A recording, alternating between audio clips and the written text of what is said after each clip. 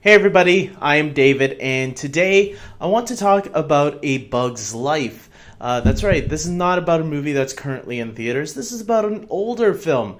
And why? Well, maybe it has slightly to do with The Incredibles 2, so maybe it does have to do with a current film that's out now. Something that a lot of people have brought up is how Pixar waits a long time to do sequels for some of their older films.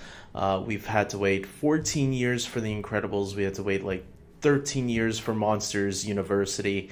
The Cars films are the only ones that are not that long where we had to wait for them, but a lot of people don't really care much for the Cars films. I like the Cars movies, or at least the first one and the third one. I thought the second one was okay. It is Pixar's weakest film, but I thought it was okay. There are still a few jokes there that I enjoy, and the overall story is a little bit of a jumbled mess with Mater taking control, but for the most part, yeah. Finding Dory was great, and obviously Toy Story 3, amazing. It is my all-time favorite Pixar film. But the movie that it seems like that they've ignored for the longest time, maybe not ignored, but has never done a sequel to post Cars, is A Bug's Life.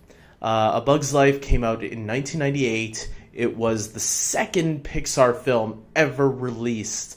I remember a lot of people were talking about how DreamWorks at the time was copying Pixar because at that same year, DreamWorks released their own animated film called Ants, where Woody Allen and Sylvester Stallone, and I forgot who else was in there, did some voices of some of the characters in that movie. And then Pixar had A Bug's Life, which came out to be the victor. Even though I heard that Ants had gotten better reviews, I haven't seen Ants in a long ass time.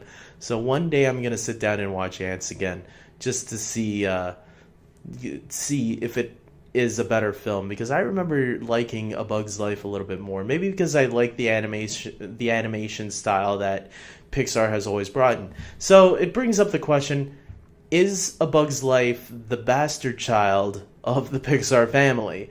I'm gonna start off to say that, look, A Bug's Life is not one of my all-time favorites of Pixar's pantheon on films. I think it is there near the bottom, not at the bottom, but near there for myself.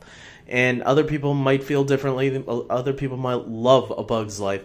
But it's interesting how whenever people do their top tens of Pixar, or their lists in general, you never really see A Bug's Life make it into the top 10 very often.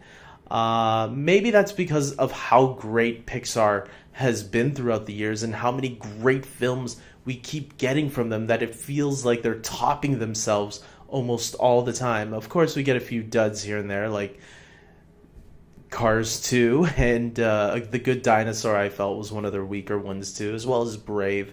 I didn't feel that one was okay. I'd put it around the same level as A Bug's Life. It was okay. But I do think there are some really good moments, emotional moments, and funny moments in A Bug's Life. I just watched it again recently because I am having my Pixar marathon that I like to do once in a while, once a year, when I watch every single Pixar movie. And I already watched The Incredibles, the first one, not too long ago because I wanted to get myself hyped for Incredibles 2. Now I'm going back and watching all the rest. And yeah, The Incredibles, it just dawned on me how no one really talks about it much. And I guess I'm making this video to kind of see if there are how many people really love this movie, A Bug's Life. And would you like to see a sequel to it? Because I was thinking to myself towards the end, I wouldn't mind seeing a sequel to A Bug's Life. I know some of the voice actors have passed away since they did the movie. I believe the voice of Heimlich, the caterpillar, was voiced by Joe Raft, who even worked at Pixar. And someone can correct me if I'm wrong, please. And yeah, I believe he passed away. I believe he also did the voice of Wheezy the penguin toy in Toy Story 2. So, but I think voice actors can be replaced if they find the right actor who sounds similar to that original actor. They did it with Toy Story 3 and beyond with Slinky Dog. You know, the actor who played I forgot the actor's name right now, but Ernest from the Ernest films. You know, like Ernest Goes to Jail and Ernest Saves Christmas. His name's escaping me, but he did the voice of Slinky Dog. And yeah, I mean, like, they replaced him in Toy Story 3, so it's like they could easily replace anybody that had passed away in A Bug's Life. That's just how voice acting is, everybody. So, but yeah, I don't know. Would you guys be okay with that if they had done a sequel and they did replace some of the actors? Would you? Maybe a sequel couldn't work. I think there's so much with the bugs that they could showcase on a story level on what bugs go through. Like, let's see some bugs in houses, what they have to go through. I don't know. Let's see a Flick and his friends have to go in a house and get some food. I don't know, because maybe the food is even more scarce than it ever was before. I think there's plenty of stories to tell and plenty of enemies that can harass these ants. With that being said, guys, I hope you comment below. Share your thoughts on this matter. Maybe Pixar, if they see this, they'll be like, hey, you know what? There's a little bit of interest here about A Bug's Life too. Maybe we should actually do it. Which is funny because they did kind of do it as a joke in the blooper reel of Toy Story 2. The bloopers that they made for fun. They had Heimlich and Flick there. And they both were like, hey, yeah, we're in a 2 movie, but it's not A Bug's Life 2. And so that was a funny little cameo that they had. So share your thoughts in the comment section below, everybody. Let's show a little love to A Bug's Life. And yeah, until next time, I hope you guys like and subscribe to this channel. And please check out my brother's Kickstarter page that he's trying to raise funds for his comic book that he's trying to publish and get out there.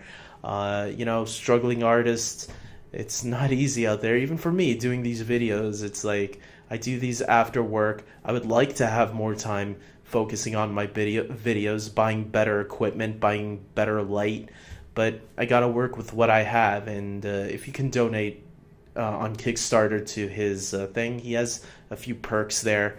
Maybe you guys can find something. Yeah, so with that being said, I hope you guys come back next time. Take care.